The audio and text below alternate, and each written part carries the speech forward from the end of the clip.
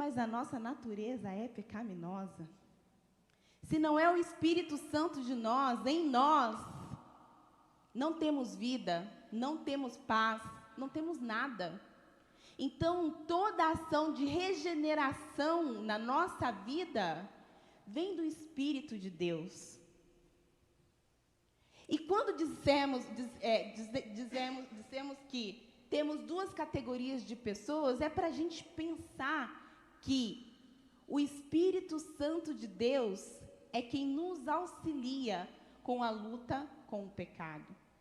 E a palavra aqui diz, se pensarmos no Espírito, se trouxermos ao nosso pensamento as coisas do Espírito, tem outros textos que confirmam essa palavra, podemos sim vencer o pecado.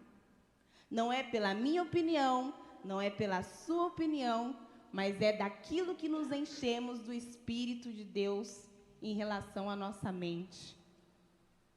Leia a palavra de Deus, ore, medite na palavra de Deus, louve a Deus, encha-se do Espírito Santo, e é Ele que vai fazer a obra que é necessária na tua vida e na minha vida. Então, o pecado, ele existe. Devemos que lutar contra o pecado? Devemos.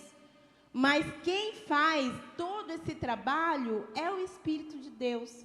E é por isso que na nossa mente, a nossa mente tem que ser trabalhada no Espírito de Deus. Amém?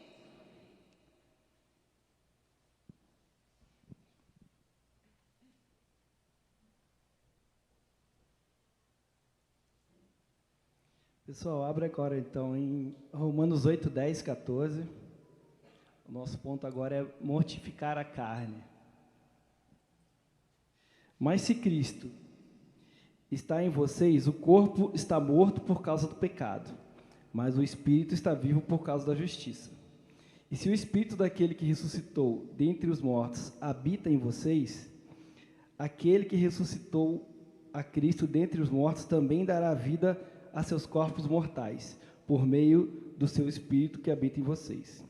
Portanto, irmãos, estamos em dívida não com a carne, para vivermos sujeito a ela.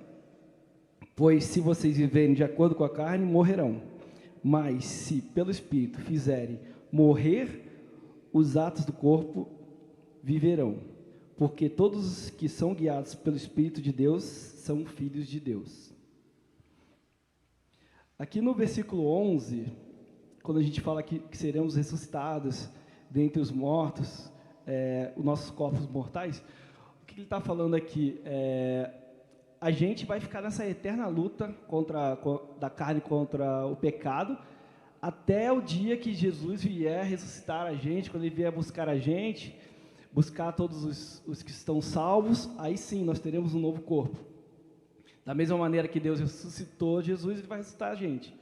Agora, até lá, a gente vai ter essa guerra aí que a senhora está falando, para sempre. E esse versículo aqui fala que a gente tem que mortificar a carne. Nós não somos mais escravos, nós não temos mais dívida com a carne. Jesus já pagou essa dívida, então nós temos força no Espírito, como a senhora falou, nós temos essa força de lutar contra o Espírito. E aí, voltando naquele primeiro ponto, bem no início, nenhuma condenação há àqueles que estão em Cristo. Aí você pode pensar, que foi uma dúvida que eu fiquei quando eu li todo esse texto. Eu falei, mas se não há condenação, então a pessoa que vive no pecado também não está condenada, né? Está tudo certo, né? Mas não, pessoal, o que acontece é o seguinte, quando você aceita Cristo, você é uma pessoa regenerada, você aceita, você se arrepende dos seus pecados, e aí toda vez que você peca, aquele pecado, você odeia o pecado, aquilo lá não faz parte mais de você. Então vocês concordam comigo que uma pessoa que peca de qualquer jeito, vive uma vida de qualquer jeito, não está nem aí para nada, peca de qualquer jeito, até vai na igreja, faz alguma coisa de religião, mas a vida dela é um mar de pecados. Essa pessoa simplesmente não se converteu, ela não se entregou para Cristo. Não tem como viver você deliberadamente pecando se você já se entregou para Cristo. Então, se tiver alguém pecando dessa maneira, você tem que voltar para trás, bem lá no início, e falar: Deus, Jesus, eu preciso me arrepender, eu preciso me entregar, eu preciso de Ti. Me salva, eu preciso da Sua salvação, porque eu estou vivendo uma vida de religiosidade. Agora, se você já se entregou para Cristo, você vive de acordo com o Espírito, você até pode pecar, mas você não vive uma vida de pecado. Você não é mais escravo da carne.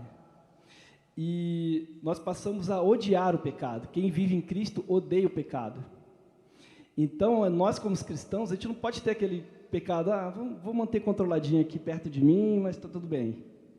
Não é assim. A gente tem que fugir do pecado, fugir da aparência do mal.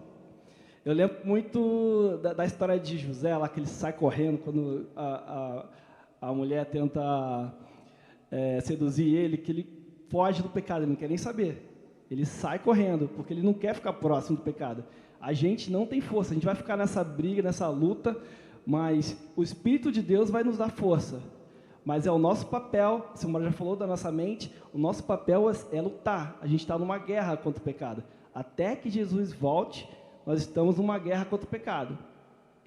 Mas aquilo que eu falei bem no início é muito importante, porque nós estamos numa guerra,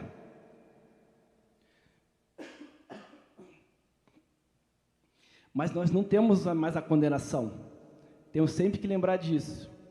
Não temos, nós estamos lutando contra o pecado, mas quando cairmos, nós temos Jesus que morreu pelos nossos pecados. Então, temos que andar assim. Não podemos voltar atrás, voltar para o passado, voltar para a nossa vida antiga, porque a gente tropeçou.